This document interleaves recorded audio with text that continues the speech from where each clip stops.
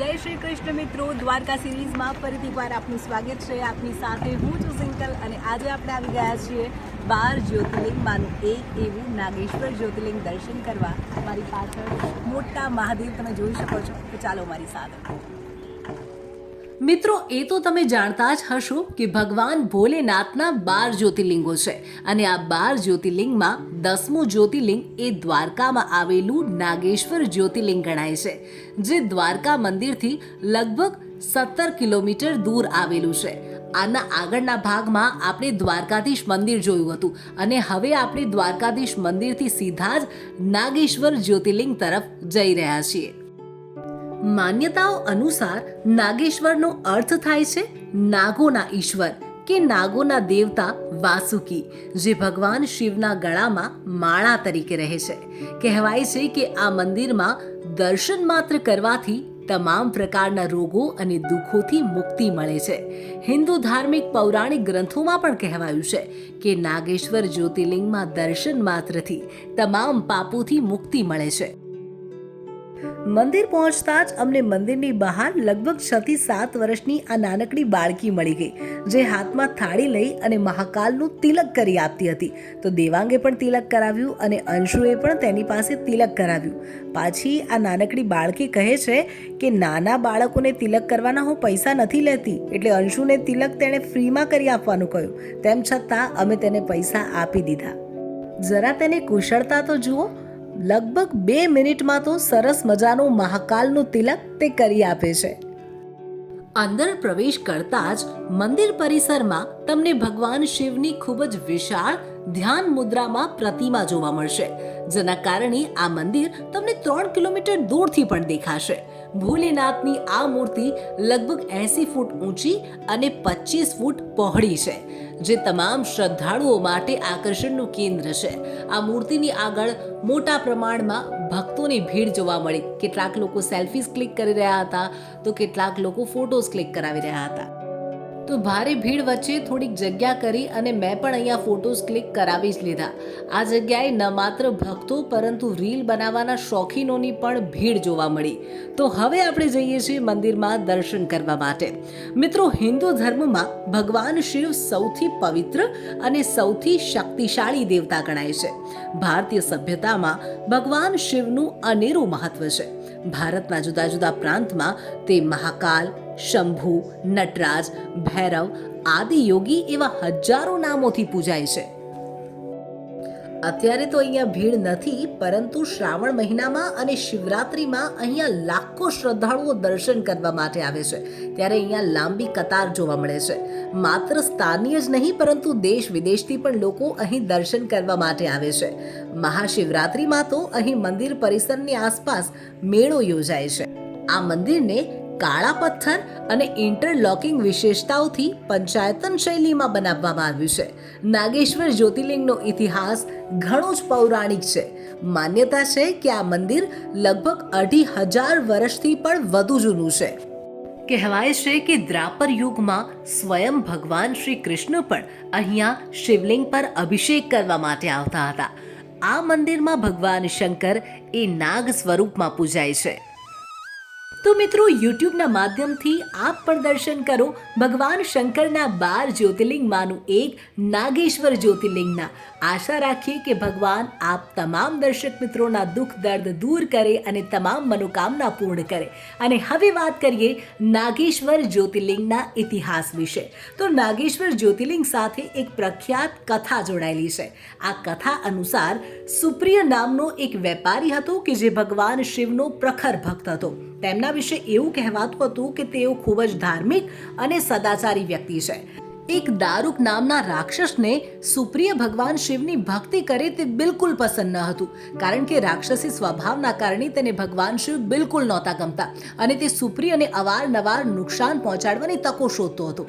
એકવારની વાત છે, જ્યારે સુપ્રિય હોળીમાં દરિયા કિનારે ક્યાંક મુસાફરી કરી રહ્યા હતા, તે દરમિયાન દારૂકે તેમના પર હુમલો કર્યો અને તેમના સહિત તેમના તમામ સાથીઓનું અપહરણ કરી અને બંદી બનાવી દીધા.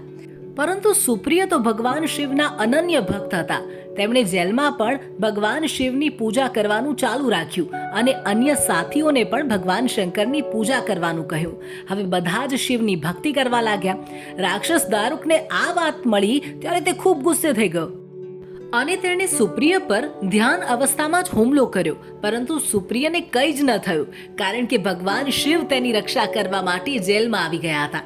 જી હા, ભગવાન શિવ જેલમાં જ્યોતિર્લિંગ રૂપમાં પ્રગટ થયા અને એ જ જ્યોતિર્લિંગ એ આ નાગેશ્વર જ્યોતિર્લિંગ તરીકે પ્રખ્યાત થયું. અહીં ટી સિરીઝના ફાઉન્ડર ગુલશન કુમારનો ફોટો પણ લગાવેલો છે, કારણ કે તેમણે આ મંદિરને રિનોવેટ કર્યું હતું અને આપણે બહાર જે ભગવાન શંકરની વિશાળ પ્રતિમા જોઈ તે પણ આમના દ્વારા જ બનાવવામાં આવી હતી અને અહીંયા લગાડવામાં આવી હતી.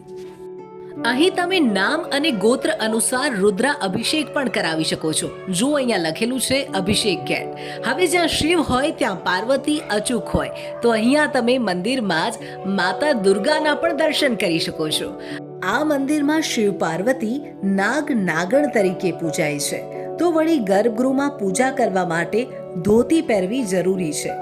હવે જુઓ, અહીંયા આ ત્રાજબુ છે અને તેની પાછળ જે પણ વ્યક્તિને ધોતી પહેરવી હોય તેના માટેની જગ્યા છે, તમે ચેન્જ કરી શકો છો.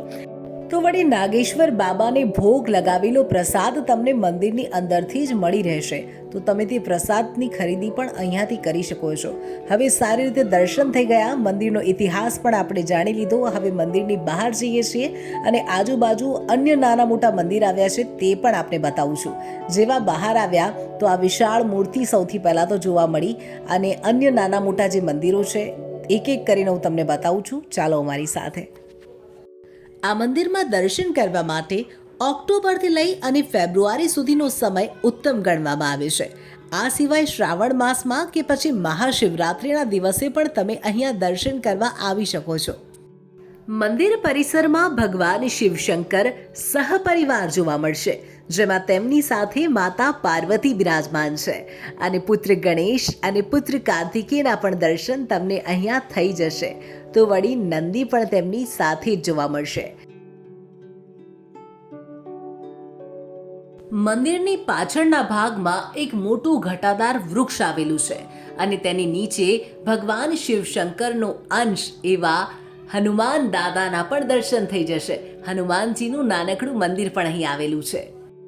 આ મંદિરેથી પણ ગોમતી નદી જોઈ શકાય છે. તમે જ્યારે મંદિરના પાછળના ભાગે આવશો ત્યારે અહીંથી વહેતી ગોમતી નદી જોઈ શકાય છે, જેમાં મોટી મોટી માછલીઓ તરી રહી છે. આની આગળના ભાગમાં જ્યારે આપણે દ્વારકાધીશ મંદિરે દર્શન કરવા માટે ગયા હતા ત્યાં પણ આપણે ગોમતી નદી જોઈ હતી અને ત્યાં પણ કંઈક આવી જ મોટી મોટી માછલીઓ તરતી હતી. જો આપે દ્વારકાધીશ મંદિરવાળો વિડીયો નથી જોયો, આગળનો ભાગ જોવાનો આપ ચૂકી ગયા છો, તો ડિસ્ક્રિપ્શન બોક્સમાં તેની લિંક આપને મળી જશે, તો આપ જરૂરથી તે વિડીયો પણ જોજો. આપને ખૂબ મજા પડશે અને દ્વારકાધીશ મંદિરનો ઇતિહાસ અને અન્ય રસપ્રદ બાબતો પણ આપ જાણી શકશો.